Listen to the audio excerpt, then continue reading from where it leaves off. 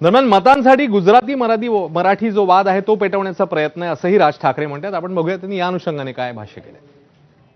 आता कालच माझ्याकडे कोणीतरी आणलं की आता काहीतरी महाराष्ट्र राज्य स्वतः गुजराती साहित्य संमेलन भरवतोय म्हणे। भरवू देत।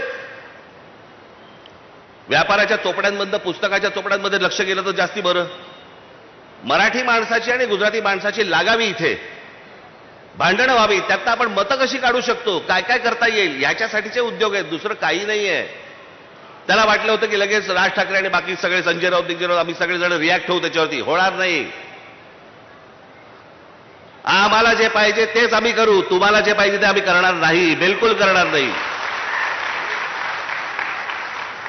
ज्या वेळेला समजेल की तुमच्या कृतीतनं महाराष्ट्राला नख लागतंय त्यावेळेला अंगावरतीच येऊ। तर जनसुरक्षा कायद्याचा संदर्भ देखील यावेळी आला आणि यावेळी बोलताना राज ठाकरे काय म्हणाले त्यावर फडणवीसांनी कसं उत्तर दिलं आपण बघूया।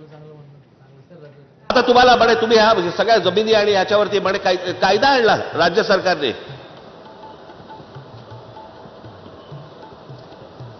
तुम्ही कोण आहात तर अर्बन नक्षल आहात, शहरामध्ये राहणारे नक्षल। तुम्ही जर विरोध केला, कुठच्या प्रकल्पाला विरोध केला तर सरकार तुम्हाला अटक करू शकतं, एकदा करूच देत। या महाराष्ट्रामध्ये मराठी माणसाच्या थडग्यावरती उद्योग नाही उभे राहणार। उद्योग आणायचे असतील तर मराठी माणसाचा मान सन्मान राखूनच तुम्हाला उद्योग आणावे लागतील, त्याशिवाय तुम्हाला आणता येणार नाहीत। आंदोलकांच्या विरुद्ध हा कायदा नाही, सरकारच्या विरुद्ध बोलायच्या याच्यामध्ये पूर्ण मुभा आहे, त्याच्या विरुद्ध हा कायदा नाही।